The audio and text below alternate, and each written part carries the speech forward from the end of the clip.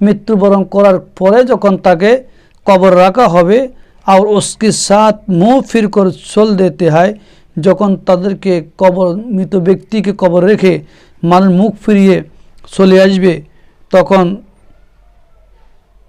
तो वह उनकी जूते की आवाज़ तक सुनता है तखन तादेर जूतार आवाज़ पर्यन्त शोना जाबे। ওই সময় দুইজন ফেরেশতা কবরে আসবে।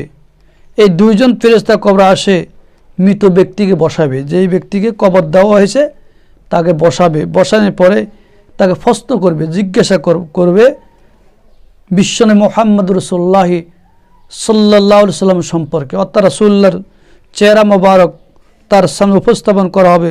বলে উনি কে বলো। যখন मुर्दा যদি মুমিন হয়, ईमानदार হয়, দুনিয়াতে আল্লাহ বা রাসূলুল্লাহর কাজ করেছে, আল্লাহর হুকুম রাসূলুল্লাহ আদর্শ মতো জীবন ধারণ করেছে, তখন বন্দা অটোমেটিক বিশ্বনবী মুহাম্মদ রাসূলুল্লাহ সাল্লাল্লাহু আলাইহি ওয়াসাল্লামকে চিনতে পাবে।